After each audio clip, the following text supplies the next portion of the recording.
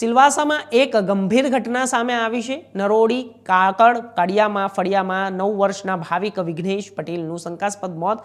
ગત સાંજે 5 વાગે રમવા નીકળેલો ભાવિક રાત્રે 8 વાગ્યા સુધી ઘેર ન ફરતા પરિવારે શોધખોળ શરૂ કરી। આખરે તેનો મૃતદેહ દિવ્રાજ હોટલમાં સામે રેત અને કાંકરીટના ઢગલા પાસે મળ્યો અને હાલ નરોડી કાકડ ફળિયામાં જ્યાં 9 વર્ષના બાળકીનું શંકાસ્પદ મોત થયું છે। સ્થાનિકોને જણાવ્યા અનુસાર આ રેત અને કાંકરીટને અહીં રિસેલ માટે રાખવામાં આવ્યું હતું અને તેની ઊંચાઈ આશરે 15 થી 20 ફૂટ હતી અને લોકોમાં રોષ છે કે અહીં યોગ્ય બેરિકેડિંગ અને સુરક્ષાની વ્યવસ્થા હોત તો કદાચ આ દુર્ઘટના ટળી શકત। હાલ નરોડી પોલીસ તપાસ કરી રહી છે। મૃતદેહને પોસ્ટમોર્ટમ માટે મોકલવામાં આવ્યું છે અને આ સમગ્ર મામલે કાયદેસરની કાર્યવાહી ચાલુ છે। આ મામલે વધુ અપડેટ માટે જોડાયેલા રહો इंडिया न्यूज़ સાથે।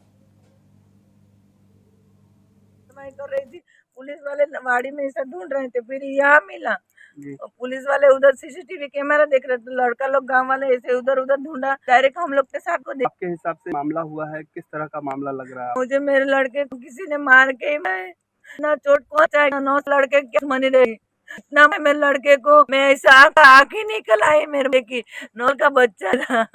नहीं देना इतना किसी तरह होट पे पूरे मेरे बच्चे पहले मारा गया है, इसमें आ गया है। जिला प्रशासन पुलिस प्रशासन से क्या मांग है? मेरे बच्चे को न्याय दो, मेरे को बच्चों को इतनी तकलीफ में मारने वाले को सजा दो। मैं इसे मेरा बच्चा 9 साल का था।